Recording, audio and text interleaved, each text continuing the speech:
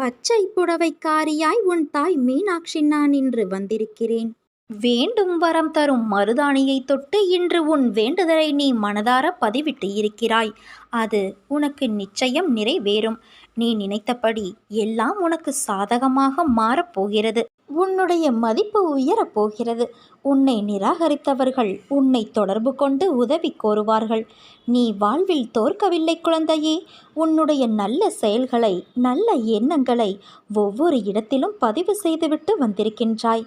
அவைகள் எல்லாம் இப்போது உனக்கு நன்மை செய்ய உன்னை தேடி வரும்.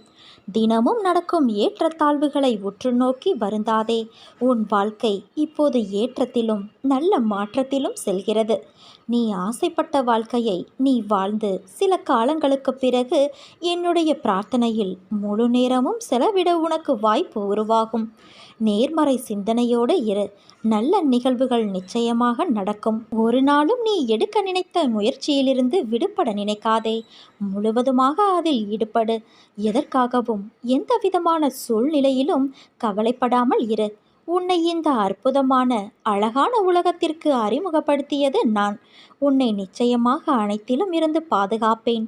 நீ விரும்பியது அத்தனையும் உனக்கு நான் வழங்கப் போகிறேன். எதற்காக காத்திருந்தாயோ அது விரைவில் உன்னை தேடி வரும். உன் வாழ்க்கையே ஒரு போராட்டக் களம். அந்த போராட்டக் களத்திலிருந்து நீ இப்போது மீண்டு வந்திருக்கின்றாய். நீ பட்ட வேதனையிலிருந்தும் விடுபட்டு விட்டாய். உன் கர்ம பலன்களை முழுவதுமாக நான் ஏற்றுக்கொண்டேன் குழந்தையே. இனி உயரப் போகிறாய். அனைத்திலும் வெற்றி பெறப் போகிறாய். நான் நடத்தி காட்டுவேன். உன்னோடு நான் இருக்கிறேன். நிச்சயம் நீ உயர்ந்த நிலைக்கு போகத்தான் போகிறாய். பொறுமையாக இரு. நான் என்றும் உன் நிழலாக இருப்பேன். தேவையில்லாமல் உன்னை நீ வருத்தி கொள்ளாதே குழந்தையே. நீ உன் வாழ்க்கையில் தத்தளித்து கொண்டு இருக்கிறாய் என்பதை நான் அறிவேன். உன்னை என் கரம் கொண்டு இறுக பிடித்து காப்பாற்றிக் கொண்டு இருக்கிறேன். இன்னும் சில நாட்களில் அனைத்தும் மாறும். உன் எண்ணங்கள் அனைத்தும் நிறைவேறப் போகிறது. யாரும் இல்லையே, எல்லாம் தவறாக நடக்கிறதே, என்ன செய்வது என்று நினைக்காதே. நான் உனக்காகத்தானே இருக்கிறேன். நிதானமாக யோசித்து செயல்படு. அவசரப்படாமல் பொறுமையாக இரு. உன்னை விட்டு யார் விலகினாலும் அதையே நினைத்து கவலைப்படாதே. எல்லாம் நன்மைக்கே என்று எடுத்துக்கொள். யார் உன்னை வெறுத்தார்களோ, யார் உன்னை உதாசீனப்படுத்தினார்களோ, யார் உன் நம்பிக்கையை கெடுத்தார்களோ அவர்கள் முன் நீ மேன்மேலும் வளர்ச்சியடைந்து உன் வாழ்வில் வெற்றி பெறப்போகிறாய். உனக்கு வரும் அத்தனையையும் நானே ஏற்பேன். என் அனுமதியில்லாமல் இங்கு எதுவும் நடக்காது. அதனால் கலங்காதே. அனைத்தும் பொடி பொடியாக போகிறது. உன் மனம் தெளிவாகும். நீ இழந்ததையெல்லாம் மீண்டும் பெறுவாய். என் செல்ல பிள்ளையான உனக்கு குறைகள் ஏற்படாமல் நான் பாதுகாப்பேன் என் தங்கமே. ஒன்றை மட்டும் நினைவில் வைத்துக்கொள். உன் வாழ்க்கையில் இக்கட்டான நிலையில் எடுக்க வேண்டிய முடிவுகளை எல்லாம் நீயே முடிவு செய். உன்னுள் இருக்கும் நான் அதற்கு உதவி புரிவேன். உன் செயல் அனைத்துமாக நானே இருப்பேன். எவர் ஒருவரும் உன்னுடைய வாழ்க்கை பயணத்தை புரிந்து கொள்ளப் போவதில்லை. நீ இங்கு வாழ்வது உன் வாழ்க்கையை வாழத்தானே தவிர ஒவ்வொருவரும் உன்னை புரிந்து கொள்வதற்காக அல்ல. இதை என்றும் நீ நினைவில் வைத்துக்கொள். நீ நம்பிக்கையோடு இரு. நல்லதே நடக்கும். இன்று உன் வீடு தேடி நான் வருவேன். உன் தேவைகளை நிறைவேற்றுவேன். இது நீ வணங்கும் தெய்வமான என்னுடைய சத்திய வாக்கு. உனக்கான வாழ்வில் நடக்கும் விஷயங்கள் எல்லாம் ஏற்கனவே தீர்மானிக்கப்பட்டது. எல்லோருக்கும் இன்பமாகவும் துன்பமாகவும் அமைவது இல்லை. சமமான அளவிலே உன் வாழ்வில் இடம் பெற செய்கின்றது.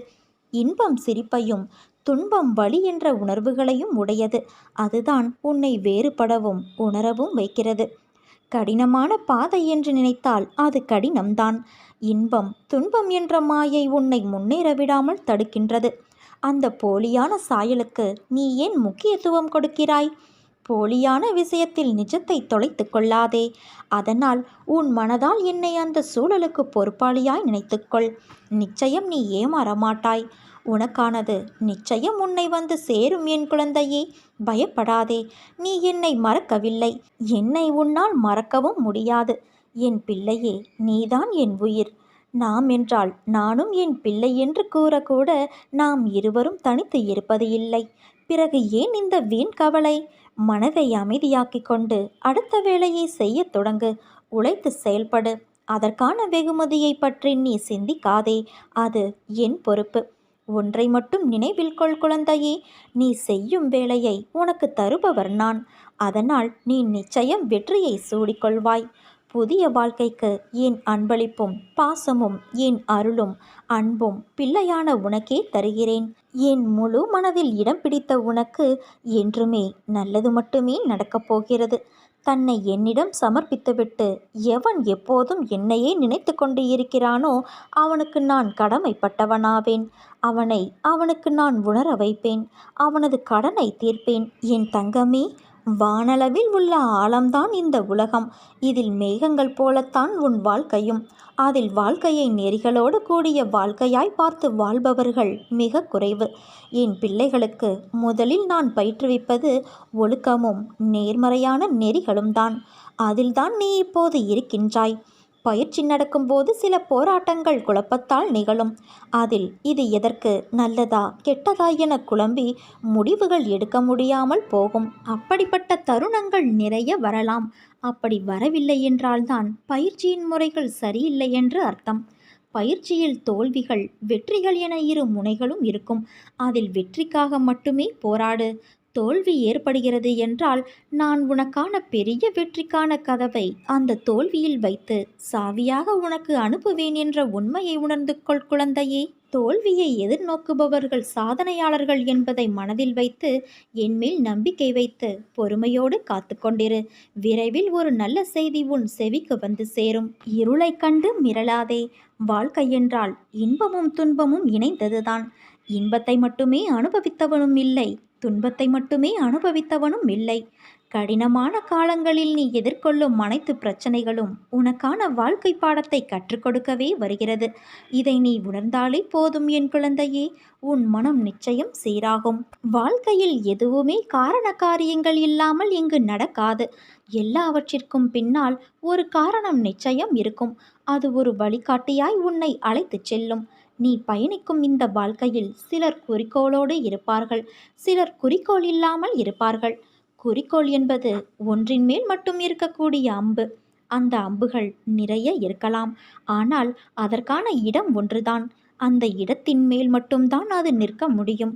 முதலில் குறிக்கோள் என்பது வாழ்க்கைக்கா அல்லது உன் வாழ்க்கையின் முன்னேற்றத்திற்காகவா? வாழ்க்கைக்கான அர்த்தத்தை தான் எல்லோரும் தேடுகிறார்கள். ஆனால் வாழ்வதற்கான அர்த்தங்களையும் நோக்கங்களையும் இங்கு யாரும் தேடுவது இல்லை. அதை தேடியிருந்தால் வாழ்க்கையை எப்போதோ வென்றிருக்கலாம். காரணம், அது வெற்றிக்காக கற்ற பாடமாய் இல்லாது உண்மையான வெற்றி என்பது யாது, அந்த வெற்றியை உணர வைக்கும் பாடமாய் அது அமையும். எப்படி குறிக்கோள் இல்லாத அம்பு அதன் இலக்கை நோக்கி போவது இல்லையோ, அதை போலவே குறிக்கோளை நோக்கி இல்லாத வாழ்க்கையும் என்று சொல்வார்கள். அதே போல நிலையில்லாத இடத்திற்கு குறிக்கோள் எய்துவதும் ஒன்றுதான். அதனால் வாழ்க்கையை நோக்கி வாழ்வதற்கான அர்த்தத்தின் ஒரே இடமாய் கொண்ட குறிக்கோளாய் அதை பார். உன் பாதையின் அழகை சொல்ல நீ வார்த்தைகளை தேடுவாய். உன் வாழ்க்கையில் நம்பிக்கை, நிதானம், பொறுமை, சகிப்புத்தன்மை, உண்மையான அறநெறியில் வாழுதல், புறம் பேசாமல் இருத்தல், இதை நீ கடைபிடித்தால் உன் பாதை மேலும் சுகமான பயணமாய் அமையும். உனக்கு என் அருளும் ஆசையும் எப்போதும் உண்டு என் குழந்தையே. நீ ஜெயமாக நிம்மதியோடு நன்றாக வாழப்போகிறாய். நீ என்னை அழைக்கும் தருவாயில் உன் சத்தம் உன் மனதிற்குள் இருந்து ஆரம்பிக்கும் முன்னரே உன் முன் நான் நிற்பேன்.